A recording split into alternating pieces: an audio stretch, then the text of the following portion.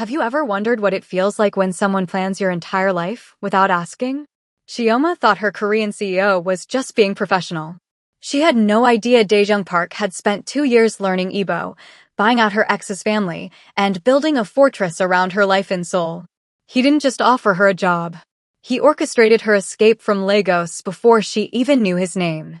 Was this protection, or has she already lost before the game even started? Hit that subscribe button now, because in the next 24 hours, everything Daejung has been hiding will surface. And once Chioma discovers what he's done, there's no walking away. 3 hours earlier, it had started with a package. 9:47 p.m. Seoul's executive floor was empty except for Chioma and the ornate gift box that had arrived at 6:47 Lagos postage, Tun's handwriting. Her ex-boyfriend. The man she'd spent 5 years with. The man she'd fled to Seoul to escape 6 months ago. And now he'd found her. She'd been staring at that box, hand hovering, reaching, pulling back, reaching again. She knew, with the certainty of a woman who'd learned every shade of his manipulation, that opening it would cost her something. She just didn't know what. Behind her, Seoul's nighttime skyline blurred through rain-streaked windows. The office was silent except for the hum of air conditioning and her own shallow breathing. She should throw it away. She'd been telling herself that for 3 hours. But she didn't. And that's when her office door opened. She didn't hear footsteps. Didn't hear the lock disengage. But suddenly Daejung Park was there, standing in her doorway like he'd materialized from shadows, backlit by harsh fluorescent lights. No suit jacket. White shirt sleeves rolled to his elbows, revealing forearms that shouldn't look that dangerous on a man who spent his days behind a desk. Tie loosened. Top button undone. He looked like he'd been working for hours. But his dark eyes were sharp, focused entirely on her with an intensity that made her throat go dry. 3 hours and 14 minutes. His Korean accent makes every word sound calculated. That's how long you've been alone with a decision you should have made in 3 seconds. Her stomach drops. How did you? Security feeds. He steps into her office with deliberate precision. You've touched that box 47 times without opening it. You touched your left collarbone 11 times. That's what you do when you're scared. The observation lands like a physical touch. She drops her hand from her collarbone. Mr. Park, this is my personal. Tan Dadayemi sent it. His voice goes cold. Arrived at 6:47 p.m. Which means he knows where you work. Knows your floor. Knows you're still here after hours. He moves closer, close enough that she can smell cedar and bergamot. Tell me, Chioma, if you were safe, would you have spent 3 hours staring at a box? The question cuts through every excuse she's been telling herself. I was going to throw it away, she whispers. No. He stops 2 feet from her desk. You were deciding if going back to Lagos would be easier than staying in Seoul with a boss who terrifies you. Her breath catches. You don't. I terrify you because you've never met a man who pays attention. Who notices that you take your tea at exactly 90 degrees Celsius. Who knows you're fluent in 3 languages, but you count in Igbo when you're stressed. Who's been watching you for 3 hours through security feeds, waiting to see if you'd choose the past or the future. Before she can respond, he picks up the gift box with 2 fingers, opens it without hesitation, and pulls out a jade bracelet. Fake jade. 14-karat gold plate over brass. He holds it to the light. Even his apologies are lies. Then he hurls it against the Italian marble floor. The sound of glass shattering echoes through the empty executive floor like a gunshot. Jade fragments glitter across polished stone, destroyed before she even had a chance to decide. You can't just, her voice comes out higher than intended. That was a test. He drops the empty box into her trash bin. The sound is final, absolute. He sent it to see if you'd accept. To see if 6 months of silence made you vulnerable enough to let him back in. He miscalculated. How do you know what he? Because I've intercepted 46 other attempts. Emails. Texts. Voicemails. A visa complaint filed 3 days ago claiming your employment here is fraudulent. His expression doesn't change. He's escalating. This gift wasn't an apology. It was reconnaissance. The words hit her like cold water. Visa complaint. Fraudulent employment. My visa is legal. Completely legal. Which is why his complaint will fail. He pulls out his phone, shows her a document. But he didn't know that this morning, when I purchased the Adeyemi Group's entire 22% stake in this building complex. As of 9:15 a.m., Tund Adeyemi has no power here. No access. No leverage. Her legs suddenly feel unsteady. You bought out his family? This morning, the moment I learned about the visa complaint. His voice softens, which somehow makes it more dangerous. You didn't know that when you opened his package. You thought he still had reach. That's why you've been touching your collarbone. The accuracy is unnerving. I touch my collarbone when you're scared. I know. You've done it 11 times since I walked in. His gaze drops to where her fingers have unconsciously returned to her skin. You're scared right now. Not of me, of how much you want someone to finally make decisions for you. The words should offend her. They should make her angry. Instead, they sink into her chest like stones dropping into deep water, settling somewhere she doesn't want to acknowledge. From this moment forward, he continues, voice dropping to something intimate and absolute. You accept gifts only from men who understand your value.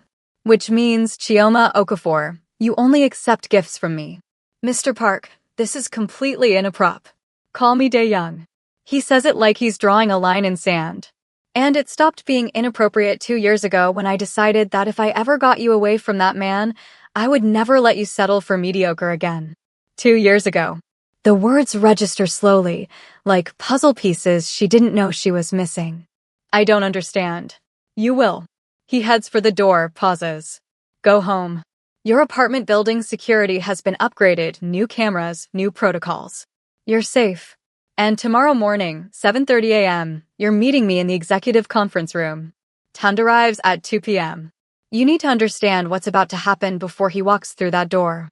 Then he's gone, the door clicking shut with a finality that echoes in her chest. Chioma stands alone in her office, surrounded by shattered jade and the smell of cedar cologne, and realizes her hands are shaking. Not from fear. From something infinitely more dangerous. The next morning, Chioma arrives at Hansung Global at 7:15 a.m. She tells herself it's professional punctuality. That arriving early has nothing to do with the fact that she barely slept, her mind replaying the look in Dae-jung's eyes when he said you only accept gifts from me. The executive conference room door is already open. Dae-young sits at the head of the table in a charcoal suit that probably costs more than her monthly rent, reviewing documents with the focused intensity of a man who hasn't slept either. 2 coffee cups sit on the polished mahogany, one in front of his seat, one in front of the chair directly across from him. You slept 4 hours and 17 minutes, he says without looking up. REM cycle was interrupted twice. Both times at 2:34 a.m. and 4:12 a.m. She stops in the doorway. Excuse me. Now he looks up. The smart mattress in your apartment has sensors. Medical grade. Tracks sleep cycles, heart rate, breathing patterns. You were restless. Her mouth opens. Closes. Opens again. You put sensors in my bed? How else would I know if you were safe? His tone suggests this is perfectly logical. You could have had nightmares, fallen, stopped breathing in your sleep. Dae-young. His name feels strange in her mouth, too intimate for 7:15 a.m. in a corporate conference room. Normal people don't track other people's sleep cycles. I'm not normal people. He gestures to the coffee. Sit. 3/4 full, oat milk, no sugar. Exactly 90 degrees Celsius. Drink it before it cools. She crosses to the table, picks up the cup. It's perfect. Of course it's perfect. The first sip is exactly the temperature she prefers, hot enough to feel, cool enough to drink immediately. She didn't tell him she likes it this way. Which means he's been watching, learning, cataloging. We have 6 hours and 43 minutes before Tund arrives, Dae-jung says, sliding a thick folder across the table. Before we discuss what I'm going to do to him, you need to see what he's been doing to you. Her stomach clenches. What do you? Open it. She does. Inside are printouts of emails, text messages, voicemails. All from Tund. All sent over the last 6 months. All intercepted before they reached her. You humiliated me in front of everyone. You owe me an explanation. If you don't respond within 48 hours, I'll make sure no one in Lagos hires you again. Your mother is worried about you. She thinks you're having a breakdown. Maybe she's right. Her vision blurs. The words swim on the page, vicious and familiar. 47 attempts to contact you, Dae-young says quietly. The visa complaint was his latest strategy. Before that, he tried to have your apartment lease terminated, claimed you were subletting illegally. Before that, he called your mother 3 times, pretending to be concerned about your mental health. Chioma's head snaps up. My mother never told me. Because I called her first. For times. Explained the situation. He pauses. In Igbo. The words land like a physical blow. You speak Igbo? Enough to tell your mother that her daughter is safe. That the man harassing her is lying. That I would handle it. His expression softened slightly. She's a sharp woman. She understood immediately. She also said she wants to meet the Korean man who actually listens when women talk. Her exact words. Something inside Chioma's chest cracks open. He spoke to her mother.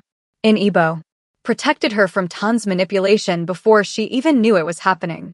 Made himself responsible for her safety across continents and languages. Why? The word comes out broken. Why would you do all of this? Dae-young stands, walks around the table with measured steps, and crouches beside her chair. This close, she can see faint shadows under his eyes, tension in his jaw, the barely controlled intensity that radiates off him like heat. Because 2 years ago in Lagos, I watched you dismantle a shipping crisis in 3 languages while your boyfriend checked Instagram. I heard you coordinate ventilator shipments for 3 West African nations over the phone at 2 a.m., your voice steady even though you'd been awake for 36 hours. I saw brilliance, competence, strength. And I decided, if I ever had the power to protect someone like that, I would. No matter what it cost me. His words hang in the air between them, heavy with promise and possession. You've been planning this for 2 years? Her voice is barely a whisper. Every detail. Your visa application, I personally expedited it through channels that normally take 18 months. Your apartment lease, I own the building. The exact blend of chrysanthemum tea you prefer, I have it imported from a specific farm in Jeollanam-do. He pauses. And before you think about running to HR, I already disclosed our relationship to the board last week. We don't have a relationship. The silence that follows is thick enough to cut. Rain begins to fall outside, tentative drops against glass that will soon become a storm. Somewhere in the building, elevators hum to life as the morning shift arrives. We do now, he says softly, standing. You just don't know it yet. But you will by 2 p.m. He returns to his seat, picks up a different folder. Tun thinks he's coming for a negotiation about his family's building stake. He doesn't know I bought them out. He doesn't know I have documentation of every threat he's made. He doesn't know that when he walks through that door, he's walking into a trap. Chioma's pulse quickens. What are you going to do? Give him 2 choices, both of which end with you free. His eyes meet hers across the table. But you need to decide, do you want to be in the room when it happens? Or do you trust me to handle it alone? The question is a test. She knows it. He knows it. And her answer will tell him everything. She thinks about 6 months of silence. About waking up at 3 a.m. wondering if she made a mistake leaving Lagos. About the gift box on her desk and the 3 hours she spent unable to decide. Then she thinks about the man who learned Igbo to protect her mother. Who tracked her sleep to make sure she was safe. Who bought out an entire family's equity stake because someone threatened her visa. I'll be in the room, she says. I want to see his face when he realizes he lost. Dae-young's expression doesn't change, but something shifts in his eyes. Pride, maybe. Or satisfaction. Then we should discuss strategy. He opens the folder. Because when Tund Adeyemi walks through that door at 2 p.m., I'm going to destroy him. And I want you to watch. At 1:58 p.m., Chioma sits in the executive conference room trying to control her breathing. Dae-young sits across from her, perfectly still, hands folded on the table. He looks like he's about to conduct a routine business meeting. But she can see the tension in his shoulders, the dangerous focus in his eyes. Remember, he says quietly, you don't speak unless I explicitly ask you a question. You're here as a witness, not a participant. No matter what he says, you stay silent. What if he? No matter what he says. His voice is gentle but absolute. Trust me. The door opens at exactly 2 p.m. Tund Adeyemi walks in like he owns the place, all Lagos swagger and expensive cologne. He's wearing a designer suit that probably cost less than Daejeong's tie, and his smile is the same one he used when he wanted something from her. Charming, confident, entitled. Chioma. Baby, you look. His eyes sweep over her. Wow. Seoul is treating you well. She doesn't respond. Daejeong told her to stay silent, and she's going to listen. Tun's smile falters slightly. He turns to Daejeong. You must be Mr. Park. Thanks for agreeing to meet. I know you're busy, so I'll get straight to. Sit. One word. Ice cold. Tund blinks. Right, yes, of course. He pulls out a chair. So, I wanted to discuss. You're not here to discuss anything. Daejeong's voice could freeze fire. You're here to listen. Then you're here to choose. Then you're here to leave. The temperature in the room drops 10 degrees. Tund laughs nervously. With all due respect, Mr. Park, I think there's been a misunderstanding. There's no misunderstanding. You filed a false immigration complaint against Ms. Okafor 3 days ago. You've sent 47 harassing messages over 6 months. You attempted to have her apartment lease terminated. You called her mother to spread malicious lies about her mental health. Daejeong slides a stack of documents across the table. Every message, every call, every threat. Documented. Tun's face goes pale. Those were private. Nothing about harassment is private. Especially when it crosses international borders and involves fraudulent government filings. I filed a legitimate concern about visa fraud. You lied to immigration authorities. Daejeong's voice doesn't rise. It doesn't need to. Ms. Okafor's visa was processed through official channels. Her employment contract was reviewed by 3 separate law firms. Her credentials were verified by both Korean and Nigerian authorities. Every document is authentic, which makes your complaint a federal offense. The silence that follows is deafening. Chioma watches Tun's confident mask crumble, piece by piece. She spent 5 years with this man. 5 years watching him charm and manipulate and slide out of consequences. But he's not sliding away from Daejeong Park. Look, Tun says, trying to recover. Maybe I was hasty. But you have to understand, Chioma, and I had something real. 5 years. I just wanted to. You wanted to punish her for leaving. Daejeong leans forward slightly. Let me tell you what you actually did. You harassed a woman for 6 months. You filed false legal complaints. You attempted to sabotage her career and her family relationships. And you flew to Seoul thinking you still had leverage because your family owned equity in this building. He pauses, and Chioma sees the exact moment Tund realizes something is very wrong. Owned, Tund repeats slowly. Past tense. The Adeyemi Group sold their entire 22% stake this morning at 9:15 a.m. I purchased it. Which means you have no power here. No access. No leverage. You're not here because I need to negotiate with you. You're here because I wanted you to understand exactly how thoroughly you've lost. Tund turns to Chioma, desperation bleeding into his voice. Baby, you can't let him do this. Tell him we had something real. Don't look at her. Daejeong's voice drops to something deadly quiet. Don't speak to her. You lost that privilege 6 months ago when she chose herself over you. Chioma, please. She stands. Her legs are shaking, but her voice is steady. I choose him. I choose silence over your noise. I choose obsession over your indifference. I choose a man who learned my mother's language over one who couldn't remember my favorite color after 5 years. Tun's face crumples. You're choosing a stranger. I'm choosing someone who sees me. The words come from somewhere deep and fierce. That was never you. That will never be you. Daejeong stands, and the meeting is clearly over. You have 2 choices, Mr. Adeyemi. Choice 1. Withdraw your immigration complaint today. Sign a legally binding agreement to cease all contact with Ms. Okafor. Release a public statement admitting your complaint was filed in error. In exchange, I don't pursue legal action for defamation, harassment, and fraud. And choice 2. I release documentation of every threat you've made to the Nigerian Business Association, the Lagos Chamber of Commerce, and every company your family does business with.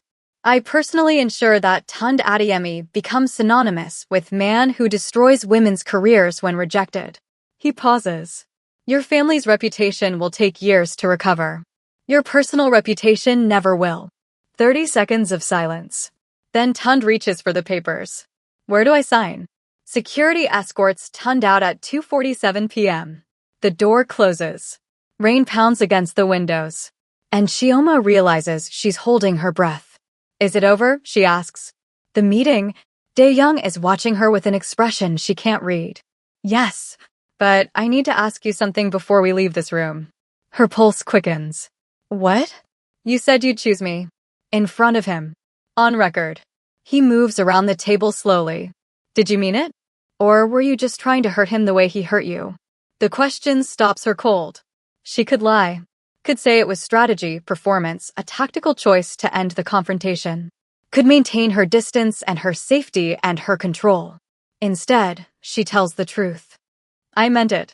I don't know when it happened. Maybe when you learned Igbo, maybe when you called my mother, maybe when you destroyed fake Jade without hesitation, but somewhere between Lagos and Seoul, I stopped running. And I'm terrified because I've never been pursued by someone who won't get bored after the chase. His expression shifts, something fierce and possessive and almost vulnerable. Then come home with me, he says quietly. Let me cook for you. Give me one evening to show you what devotion actually looks like.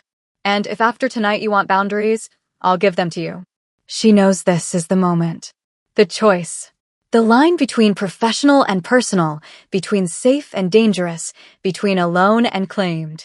Drop a comment below if you'd let him cook for you. And hit that like button if you're Team Dae-young, because this story is about to get intense. Okay, she whispers. His eyes close briefly, like she just delivered a blow he's been waiting for. Then let's go home. His apartment is nothing like she expected. No cold minimalism. No corporate sterility. It's warm, wooden floors, traditional Hanji paper screens, walls covered in family photos. His grandmother making kimchi. His parents laughing at a wedding. Siblings crowded around a table piled with food. Your room is the second door on the left, he says from the kitchen, where he's already pulling ingredients from the refrigerator. Private bathroom. Lock on the door. I installed a second lock this afternoon, keys on the dresser. She stands in the doorway, confused. You installed a lock today? You need to feel safe here. Locks provide that. He starts chopping vegetables with precise, practiced movements. Even if they're protecting you from me. Something in her chest twists. I'm not afraid of you. He stops chopping. Looks at her directly. You should be. A little. I'm not a safe man, Chioma. I'm a controlled man. There's a difference. I'm controlled because I choose to be, because discipline is the only thing standing between appropriate and obsessive. But make no mistake, I am obsessive. About work. About family. About you. The honesty is disarming. How obsessive? She asks. I've been carrying a photo of you in my wallet for 2 years.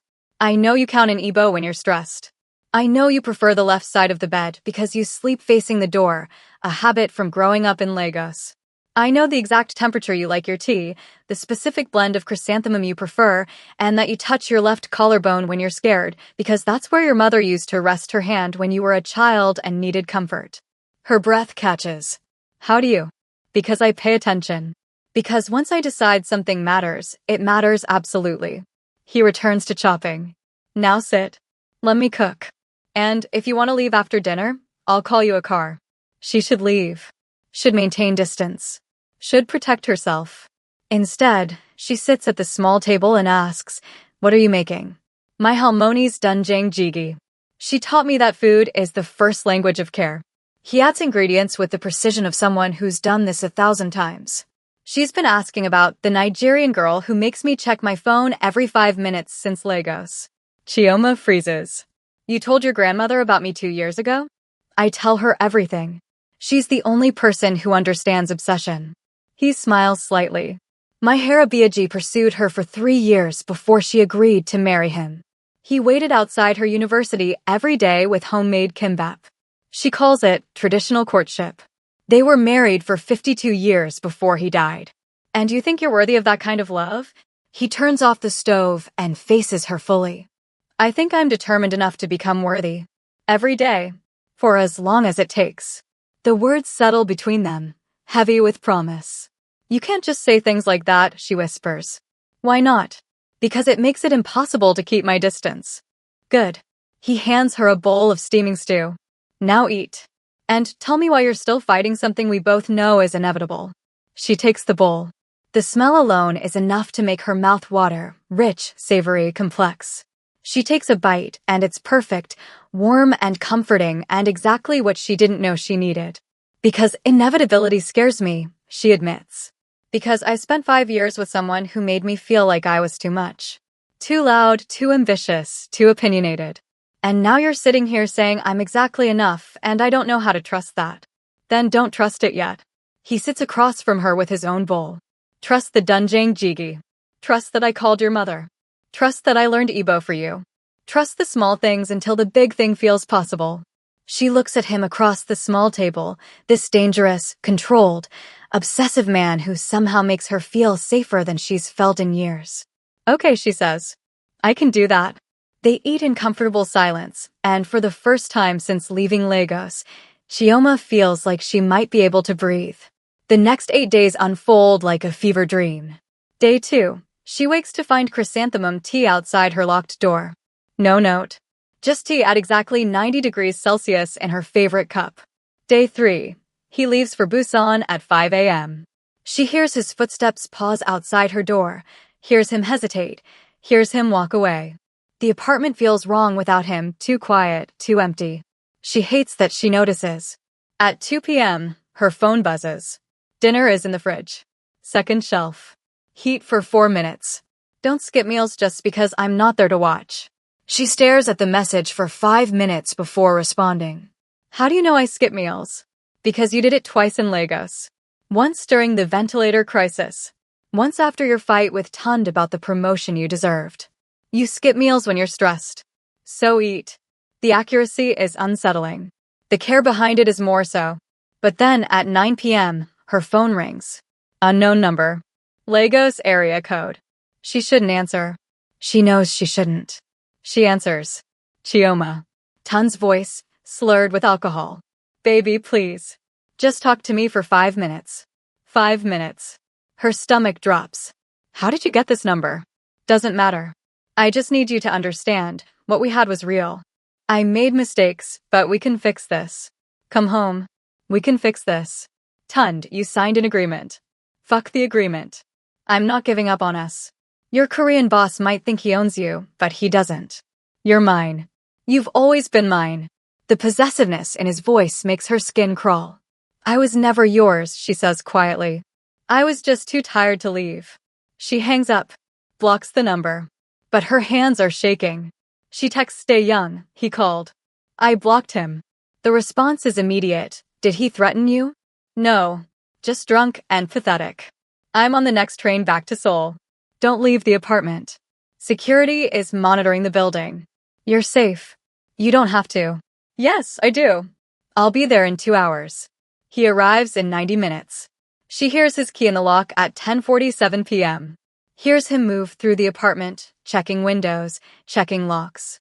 Then a soft knock on her bedroom door. It's me. She opens the door. He's still in his business clothes, tie loosened, jacket missing. He looks exhausted and furious, and something else she can't name. Are you okay? He asks. I'm fine. He was just drunk. Did he make you feel unsafe? The question is so direct, so devoid of polite deflection, that it cracks something open in her chest. Yes, she admits. Not because of what he said. Because he still thinks he has a right to me. Even after everything. Dae-jung's joy tightens. He doesn't. And I'm going to make sure he understands that so thoroughly, he never calls again. What are you going to do? Nothing illegal. Everything effective. He pauses. But first, are you okay? Really? She looks at this man who cut his business trip short, who took a train for 90 minutes, who's standing in her doorway asking if she's okay like her answer is the only thing that matters. I'm better now, she says honestly. Something in his expression softens. Good. Now lock your door and sleep. I'll be on the couch if you need anything. Dae-young. Yes. Thank you. He studies her for a long moment. Always. For anything. No matter what. Then he's gone, and she's alone in her room with a lock she didn't engage and a certainty settling in her bones that she's already in too deep. Day 4. She cooks jollof rice using ingredients that mysteriously appeared in the kitchen overnight, the exact brands she used in Lagos, down to the specific type of Scotch bonnet peppers. When he returns from the office, he smells it from the elevator, walks into the apartment and just stands there, watching her cook like she's performing surgery. "Teach me," he says. Not a request. A plea. They cook together. She corrects his technique. He listens like she's revealing state secrets. They argue about whether gochugaru or Scotch bonnet is superior for heat. Neither concedes. Both are smiling. At one point, their hands brush reaching for the same spoon. The contact lasts less than a second, but feels like an eternity. "Your hands are always cold," he observes. "Poor circulation. My mother says it's genetic." "I'll remember that." He says it like a promise. Day 6. She finds him asleep at his desk at 3 a.m., laptop still open, documents scattered across the surface. His face is pressed against a contract, and there's something vulnerable about seeing him like this, unguarded, human, exhausted. She finds a blanket in the closet and drapes it over his shoulders. He catches her wrist before she can step away. His eyes are still closed. "Stay. You're dreaming." "No. I'm awake enough to know I want you here." His thumb brushes the inside of her wrist, finding her pulse. "Your heart is racing. Because you startled me." Liar. But he releases her wrist. "Stay anyway. Just for a minute." She should leave. Should maintain boundaries. Should protect the distance she's barely holding onto. Instead, she sits in the chair next to his desk. "1 minute. Thank you." They sit in silence. His breathing evens out. She tells herself she'll leave when he falls fully asleep. But somewhere between intention and action, she closes her own eyes. When she wakes, it's dawn. She's in her bed, sheets tucked around her, lock engaged from the inside. But she didn't lock it, which means he carried her, put her to bed, locked the door from the outside to keep her safe even from himself. Control. Care. The line between them keeps disappearing. Day 8 is when everything changes. Rain pounds against the windows. Thunder rolls in from the mountains.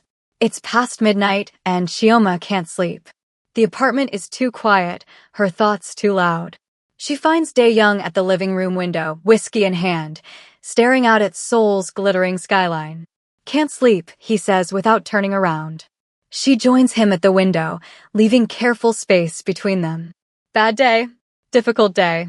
There's a difference." He takes a sip of whiskey. "My father called. Asked about you. Wants to meet you." Her heart stutters. "That's a lot." "I know. I told him it's too soon. He said I'm being foolish, that if I've decided you're the one, waiting is just pride." He finally looks at her. He's not wrong. The words hang in the air between them, heavy and dangerous. "Am I?" Her voice comes out smaller than intended. "The one. You've been the one since Lagos. The question isn't whether you're the one. It's whether you'll let yourself be. It's only been 8 days. It's been 2 years and 8 days. His voice is fierce now. "Don't pretend the clock started when you moved in. It started the moment I heard you save lives over the phone and decided I'd spend the rest of mine making sure someone protected you the same way." She backs up a step, her spine hitting the wall. "You can't just decide someone is yours." "You're right. I can't." He sets down his glass and moves closer with that same deliberate precision he uses for everything. "But you can decide you're mine. And you already have." "I haven't." Day 3. You miss me when I was in Busan. Day 4. You cooked for me, used the ingredients I bought for you, accepted that I know what you need. Day 6. You didn't lock your door from the inside. I checked. You left it unlocked. For me. Thunder cracks overhead. Rain lashes the windows. The lights of Seoul blur into streams of color. And right now, he continues, stopping close enough that she can feel the heat radiating off his body. "You're standing here instead of walking away. You're letting me back you against a wall. You're terrified not because you don't want this, but because you do." Her breath comes faster. "What if I'm wrong? What if you wake up in 6 months and realize I'm not worth the obsession? Then I'll be wrong. But I've never been wrong about you. Not once in 2 years, 4:16 p.m. He cages her in with his arms, but doesn't touch her. "What do you want from me right now, Chioma? Tell me. Whatever it is, tell me." 5 seconds of silence. 5 seconds that feel like forever. I want you to stop running, she whispers. I want you to stop controlling every moment and just what? Just want me. Without strategy. Without plans. Without thinking 5 moves ahead. His eyes darken. You think I don't want you? You think every conversation, every meal, every locked door is about control? I'm not controlling this because I don't want you. I'm controlling this because I want you so much that if I stop thinking 5 moves ahead, I'll cross every line I've drawn to keep you safe. Safe from what? From me. From how much I want to claim you. From the fact that I've imagined kissing you approximately 473 times and every scenario ends with you completely mine. The specificity should be alarming. Instead, it's intoxicating. 473 is very specific. I count everything that matters. You matter most. He leans closer, and she can smell whiskey and cedar and rain. So tell me, do you want me to keep counting? Or do you want me to stop thinking? Her heart pounds so hard she can feel it in her throat. What happens if you stop thinking? I kiss you. Right here. Right now. And 14 days becomes forever. Your room becomes our room. You become mine and I become yours and everyone in Seoul knows it. His voice drops to something raw and honest. So before I stop thinking, before I cross every line I've drawn, tell me no. Tell me to stop. Tell me you want the distance you keep pretending you need. She looks up at him, at this dangerous, controlled, obsessive man who learned her language and protected her mother and counted every time he imagined kissing her. I can't. Can't what? Can't tell you no. Can't want distance. Can't pretend I don't feel this. His hand moves to cup her face, thumb tracing her cheekbone with devastating gentleness. Then say yes.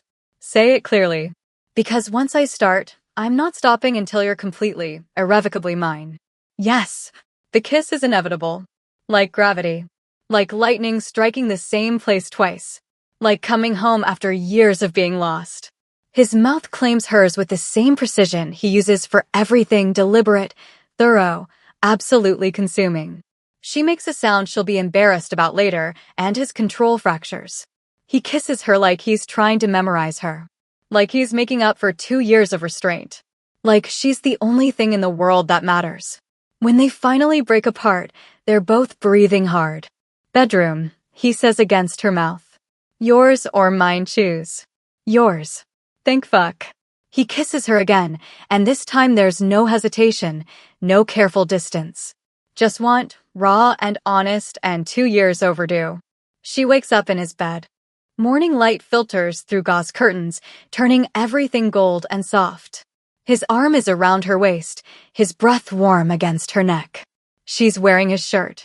Her hair is everywhere. And her neck. She touches the deliberate marks there and gasps.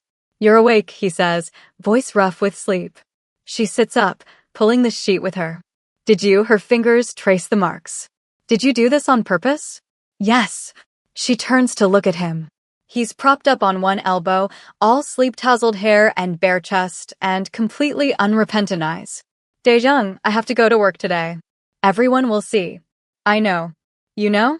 You did this knowing everyone would. Yes. Everyone will see. And they'll understand that you're mine. His voice is matter-of-fact. I'm not hiding you, Chioma. I'm not sneaking around. You're mine. And I want every person in that building to know it. That's possessive? Yes. But you knew what you were getting into when you said yes. She should be angry. Should be horrified. Instead, she feels something warm and fierce unfurling in her chest. I'm going to be the subject of every whisper. No, we're going to be the subject of every whisper. Because I'm walking in with you. Hand in hand.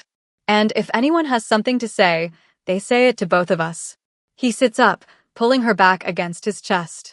I don't care about reputation. I care about you. And I care that you never doubt whether I'm proud of us. Because I am. I'm proud. She turns in his arms to face him. Your reputation as the controlled, perfect executive was never as important as my reputation as yours. I'd rather be known as the man obsessed with Chioma Okafor than the man too professional to claim what's his. The words should feel oppressive. Instead, they feel like freedom. You really don't care what people think? I care what you think. Everyone else is just noise. She studies his face, the fierce certainty there, the absolute conviction. You're impossible. I'm yours. There's a difference. She kisses him because she can't help herself. Because 8 days and 2 years of waiting have culminated in this. Morning light, tangled sheets, and a man who just claimed her publicly without apology. We should probably talk about what happens now, she says against his mouth. We go to work. Together. We face whatever comes. Together. He pulls back to look at her. And tonight, we come home. Together. That's what happens now. It's that simple? It's that simple. Everything else is just details. She wants to argue. Wants to point out all the complications. But looking at him, at the certainty in his eyes, she realizes maybe it really is that simple. Okay, she whispers. Together. Together, he agrees. Always. They walk into Hansung Global at 8:47 a.m. like they own it. His hand is firm on her lower back, possessive and unmistakable. Every head turns. The whispers start immediately, a wave of shock rolling through the lobby like wildfire. In the elevator, her friend Adiz takes one look at Chioma's neck and gasps. Chi. Girl, what oh? Oh. Her eyes go wide. Is that who I think it is? Dae-young doesn't smile, but his voice carries a hint of satisfaction. Ms. Okonkwo. I trust you'll be discreet about Ms. Okafor's personal life. Adiz sizes him up with the critical eye of someone who watched her friend cry over one man already. That depends. Are you serious about her, or is this a powerful boss plays with employee situation? Because if you hurt her, I know people. Legos people. And we protect our own. I'm serious enough to introduce her to my grandmother next week. Serious enough to have already told my father she's not negotiable. Serious enough to stand here and answer your questions instead of pulling rank. He pauses. And serious enough to have transferred her out of my department effective immediately so her career advancement is based on merit, not on who she's sleeping with. The elevator goes quiet. Chioma turns to stare at him. You did what? Director Choi approved your transfer to strategy this morning. Same salary, better opportunities for advancement, no reporting relationship to me whatsoever. Your career is yours. No one can claim otherwise. Something in her chest cracks wide open. He thought of this. Arranged it. Gave up his professional authority over her to protect both her reputation and her future. Adiz's expression softens. Okay, I like him. He can stay. The elevator doors open on the executive floor, and they walk out together, only to find Mrs. Kim from HR waiting with her arms crossed. Mr. Park. Ms. Okafor. My office. Now. In the sterile white conference room, Mrs. Kim's expression is severe. She closes the door with deliberate finality. I'm going to ask this once, and I need complete honesty. She looks at Chioma. Are you entering this relationship freely? Without any pressure related to your employment, your visa status, or any other factor that might compromise your ability to consent? Yes, Chioma says without hesitation. Completely freely. Mrs. Kim turns to Dae-young. Mr. Park, you have significant power over Ms. Okafor's career trajectory. Had. Past tense. He slides a folder across the table. As of this morning, Ms. Okafor reports to Director Choi in strategy. I have no authority over her performance reviews, her salary, her projects, or her career advancement. I've removed myself from any professional power dynamic. Mrs. Kim opens the folder, scans the documents. This transfer was effective as of 7 a.m. this morning. Yes, before anyone in this building knew about our relationship. You planned this in advance. I planned for every contingency, including protecting her from accusations that she's succeeded because of me rather than because she's brilliant. His voice is steady. Ms. Okafor's competence is not in question. I'm ensuring no one can question it, including her. Mrs. Kim studies him for a long moment, then turns back to Chioma. Are you satisfied with this arrangement? Chioma's throat feels tight. He didn't tell me he was doing this. Because it was the right thing to do regardless of whether you knew. Dae-jung's eyes meet hers. Your career is yours.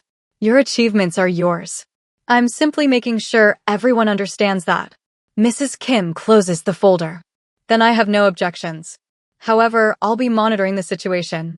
Any indication of coercion, any complaint, any concern, and we revisit this immediately. Understood. Understood, they say in unison. Mrs. Kim's expression softens slightly. For what it's worth, I've worked here 15 years.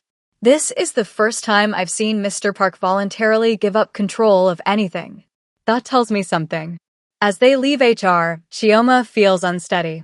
The magnitude of what he's done is still sinking in. You gave up professional authority over me, she says quietly. I gave up nothing that mattered. I still get to cook for you. Still get to make sure you sleep properly. Still get to walk into this building with you every morning and walk out every evening. The rest is just corporate structure. But your influence in my career will be limited to making sure you have opportunities and then staying out of your way. I don't need professional power over you, Chioma. I just need you. The simplicity of it steals her breath. You're really not worried about people talking? Let them talk. He stops in the hallway, turns to face her fully. I'm proud of you. I'm proud of us. And anyone who thinks you're where you are because of me doesn't know you. That's their loss, not ours. She wants to kiss him.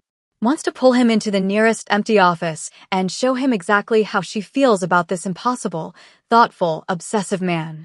Instead, she says, thank you. Always. For anything. He touches her face briefly, thumb brushing her cheekbone. Now go be brilliant in strategy. I'll see you at lunch. You're buying. I'm cooking. Your office, 12:30. Expect kimbap.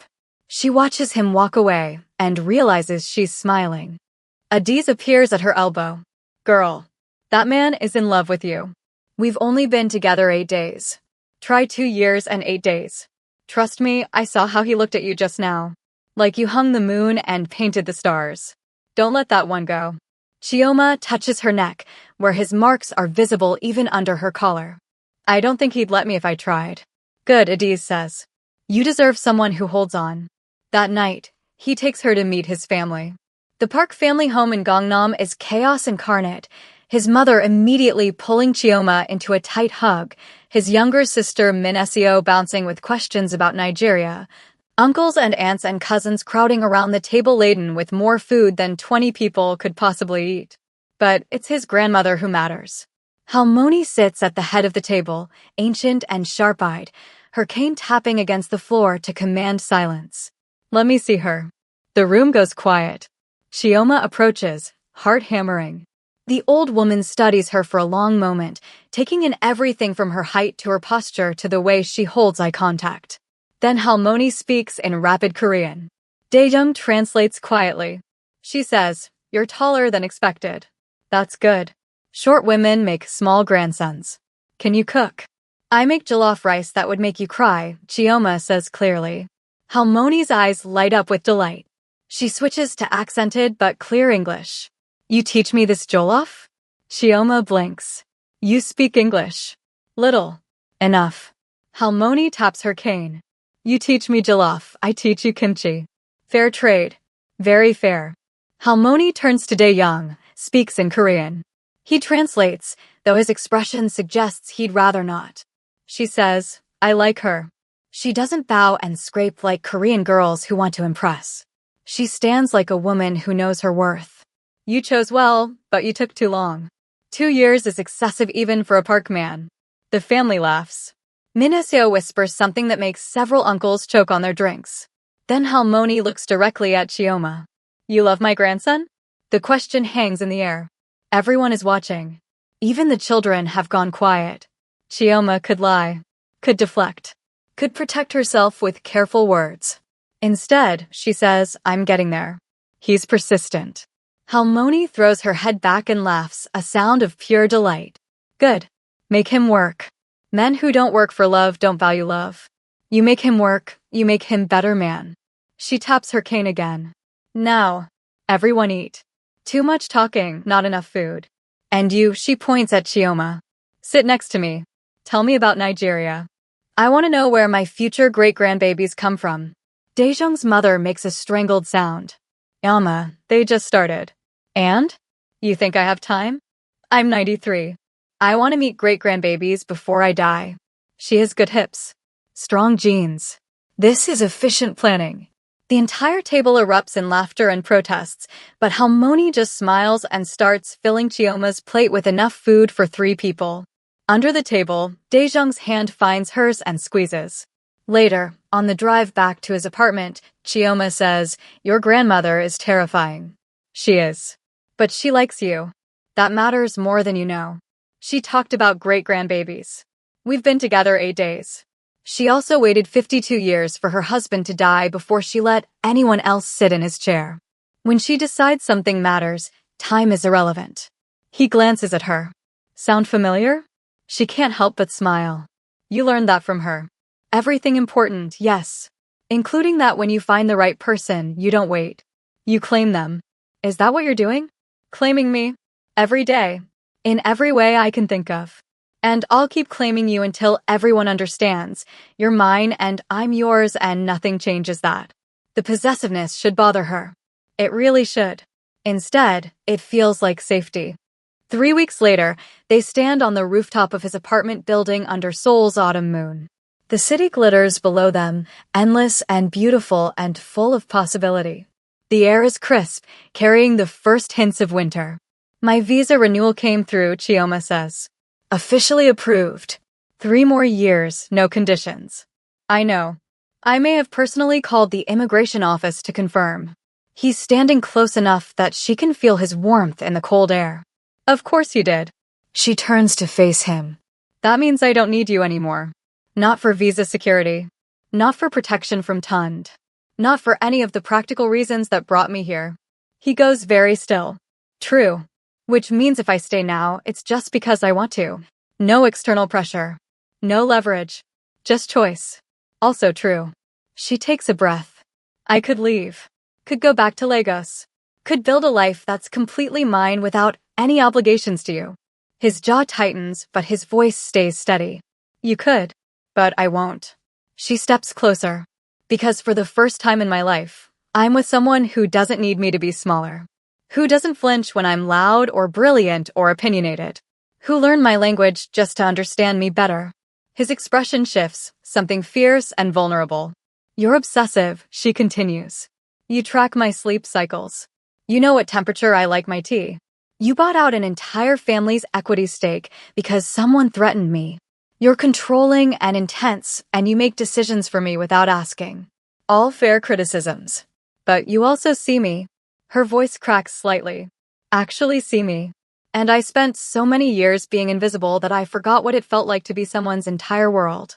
He cups her face with both hands. You're not just my world, Chioma. You're my entire sky. Then ask me. Ask me what you've been waiting to ask for 3 weeks. He searches her face. How do you? Because I know you. Because you've been carrying something in your pocket since the day I moved in. Because you've been waiting for me to be ready, and I'm telling you, I'm ready. For one long moment, he just looks at her. Then he reaches into his pocket and pulls out a small velvet box. When he drops to one knee, her breath catches. I've been carrying this ring since the day you moved in, he says. 21 days in my pocket. 2 years in my planning. I told myself I'd wait until you chose me without pressure. And tonight you just did. He opens the box. Inside is a ring that makes her heart stop. Jade, real jade this time, carved with intricate patterns she recognizes.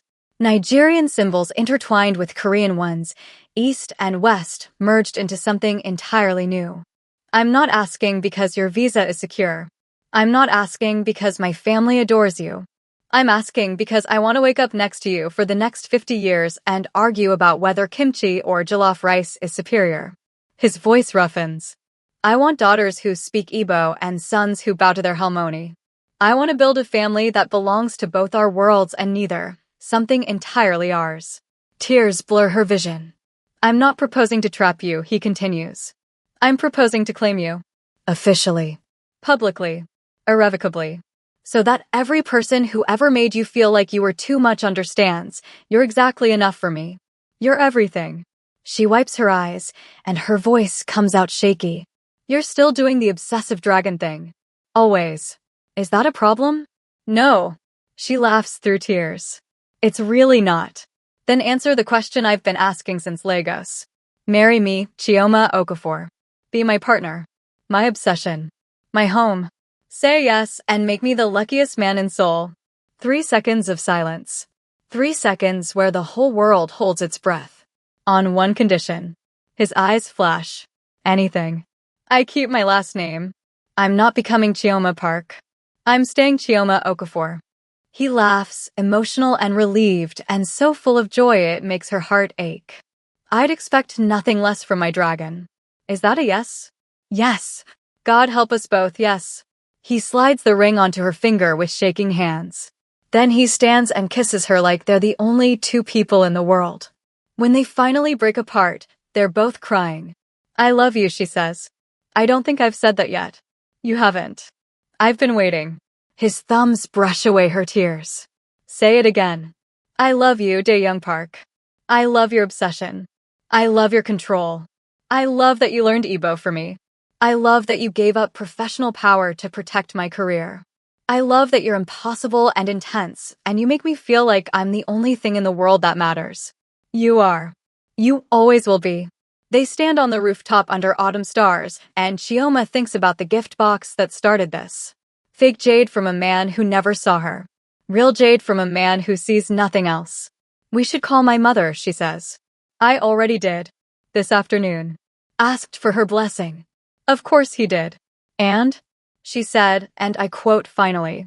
That boy's been in love with you since Lagos. I was starting to think he'd never ask. Chioma laughs, and it's the freest sound she's ever made. Later, back in their apartment, not his apartment anymore, but theirs, she calls her mother while he makes tea. Mama? It's me. Yes, I'm fine. Better than fine. I have news. Dae-young watches her from the kitchen, this brilliant, fierce woman who chose him back and knows with absolute certainty that every obsessive moment of the last 2 years was worth it. Because some treasures are worth waiting for. Some treasures are worth any price. And some treasures, when you finally hold them, turn out to be dragons too.